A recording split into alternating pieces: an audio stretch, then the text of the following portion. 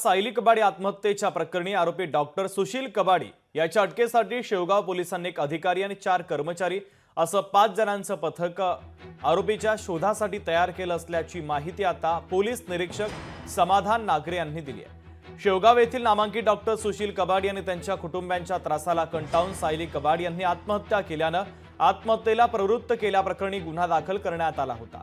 सुरुवातीला कोर्टाने या तिन्ही आरोपींना तात्पुरता जामीन मंजूर केला। त्यावर 18 मार्चला अहिल्यानगरच्या जिल्हा सत्र न्यायालयामध्ये आरोपींच्या जामिनावर दोन्ही वकिलांकडून युक्तिवाद करण्यात आला होता। कोर्टाने 3 एप्रिलला आरोपी सुशील कबाडी यांचा जामीन अर्ज फेटाळला। तर शेवगाव पोलीस या आरोपीला कधी अटक करणार याकडे आता सर्वांचं लक्ष लागलेलं आहे। सौ सायली सुशील कबाडी राहणार शेवगाव यांनी राहते घरात गळफास घेऊन आत्महत्या केली म्हणून शेवगाव पोलीस स्टेशनला अकस्मात मृत्यूची नोंद करण्यात आली होती।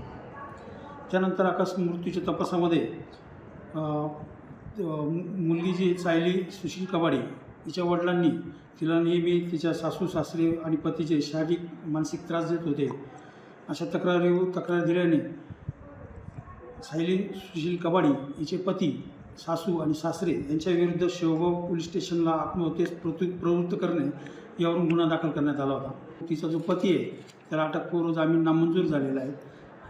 तो गुन्हा घडल्यापासून फरार आहे। आता त्याच्या अटकेसाठी त्यापासून आम्ही एक पथक नेमलेलं आहे आणि त्याला लवकरात लवकर अटक करण्यात येईल। लोकशाही मराठी ऐका, पहा, जागरूक रहा।